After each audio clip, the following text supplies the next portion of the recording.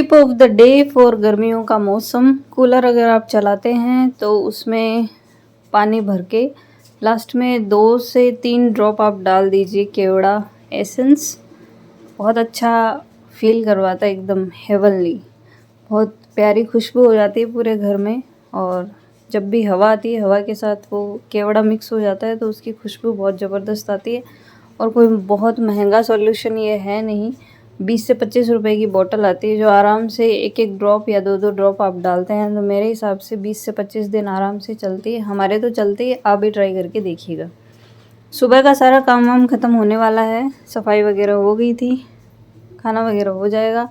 उसके बाद हम बैठेंगे आराम से, माँ बेटे थोड़ा सा करेंगे चिलपिल। और ये है गोंद कतीरा, अगर आप नहीं लेते हैं तो लेना शुरू कर दीजिए। गर्मियों के लिए बहुत ही ज़बरदस्त रामबाण उपाय है, लू नहीं लगती, गर्मी फील नहीं होती। बिखेरे क्यों और थे? ये है हमारा राजा बेटा, सफाई कर रहा है। 2-4 बादाम छील के खाए हैं, बादाम की छिलके हैं वो इधर उधर हो गए हैं तो उनको बाहर निकालने की पुरजोर कोशिश इसके द्वारा की जा रही है।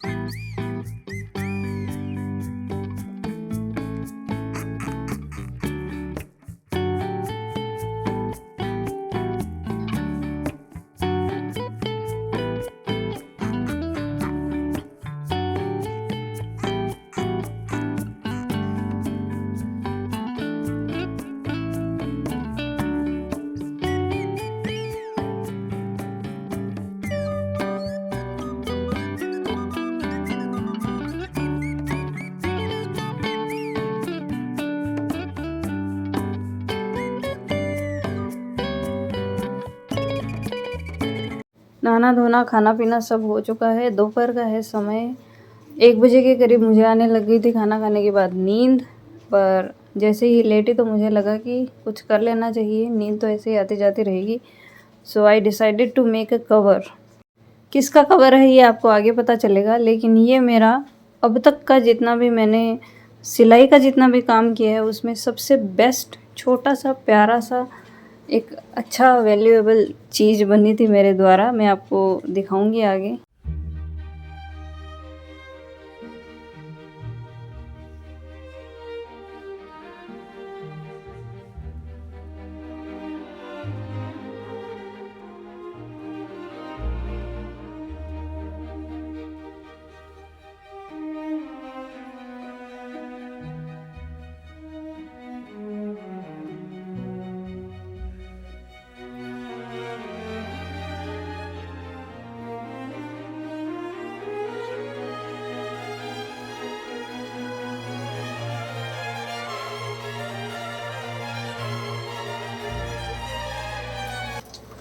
ये था छोटा सा प्यारा सा टाइनी सा पीस।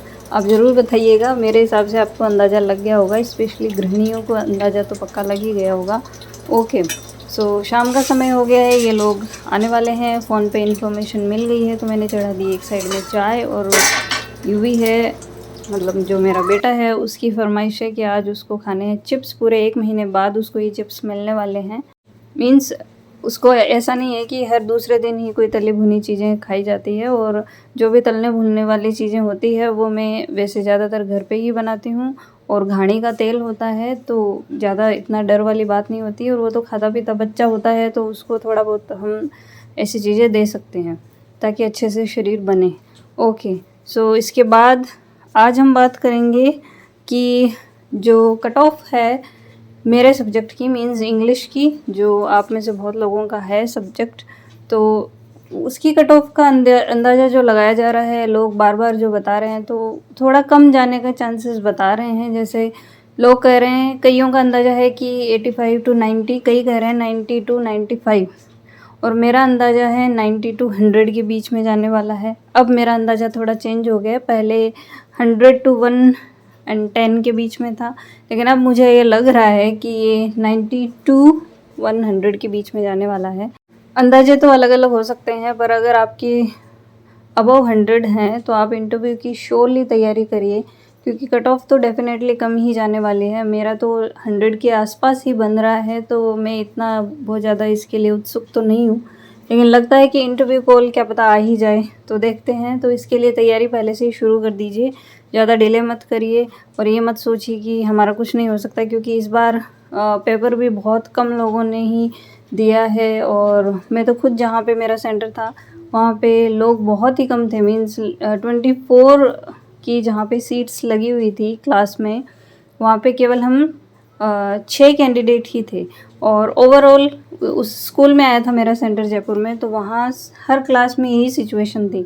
बाद में पता चला डेटा के हिसाब से कि बहुत कम लोगों ने एग्ज़ाम दिया, तो लक बाई चांस क्या पता क्या होता क्या हो जाए। तो अबव 90, 95, 100 प्लस आपके अगर मार्क्स हैं तो थोड़ी थोड़ी तैयारी करते जाइए, एकदम से ऐसे निराश होकर मत बैठिए। कट ऑफ तो क्या रहता है पता नहीं है, तो देखते हैं क्या होता है। मैं लगातार देख तो रही हूँ इन चीज़ों को, पर श्योर नहीं हूँ, क्योंकि कुछ ऑथेंटिक तो आ नहीं रहा है।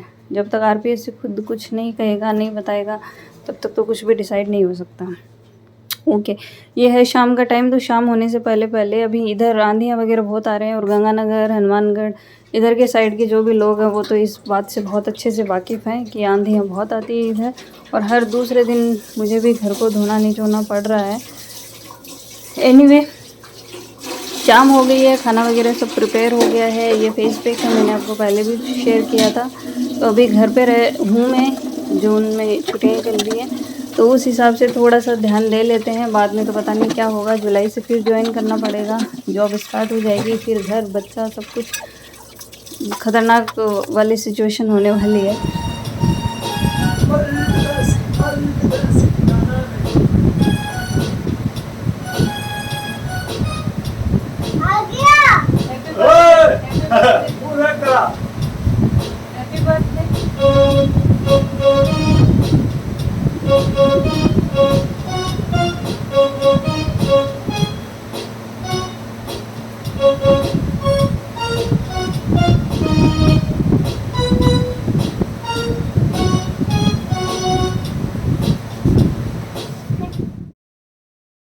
अच्छा जी, शाम को फिर नहाना धोना। अभी तो गर्मियों में यही चल रहा है, मेरे हिसाब से आप लोगों के साथ भी यही था। मैं तो गर्मियों में 3-3 बार नहाती हूँ पूरे दिन। सुबह कपड़े दूसरे होते हैं, दोपहर में दूसरे होते हैं, और शाम को दूसरे होते हैं। गर्मी इतनी ख़तरनाक है, लू इतनी ख़तरनाक चल रही है कि बस राजस्थान वालों को ज़्यादा पता है। ओके, तो ये हो गया था खाना वाना सब। और फिर अभी क्या है, एक दूसरी कॉलोनी है यहाँ पास में, तो वहाँ बिल्लियाँ वगैरह आती है, पाली हुई बिल्लियाँ आ जाती है। तो यूवी को बहुत शौक़ है बिल्लियों का, बच्चों को वैसे भी होता ही है। तो इसके फादर हैं वो लेके गए हैं इसको थोड़ी देर, तो मुझे थोड़ा सा समय रिलैक्स करने का मिल गया, क्योंकि पूरे दिन साफ़ सफाइयों में ही निकल रहा है ऑलमोस्ट। हर दिन आंधी आ रही है, हर दिन घर की सफाई और करने में। तो सोचा कि थोड़ा सा खुद का कुछ कर लिया जाए, तो बस हल्का सा ऐसे ही। अब कल कुछ नए टॉपिक के साथ मैं आपको फिर से मिलूँगी। तब तक के लिए जय श्री राम, राधे राधे। अपना ध्यान रखिए, अपनी सेहत का ध्यान रखिए, अपने बच्चों का ध्यान रखिए, फैमिली का ध्यान रखिए। और सबसे बड़ी बात है फॉर वीमेन, अपनी मेंटल हेल्थ का ध्यान रखिए, वो बहुत ज़रूरी है। तभी हम सारी चीज़ों को हैंडल कर सकते हैं, वरना सब कुछ डामाडोल है। चलिए, मिलती हूँ मैं नेक्स्ट व्लॉग में। टिल देन, राधे राधे, जय श्री राम।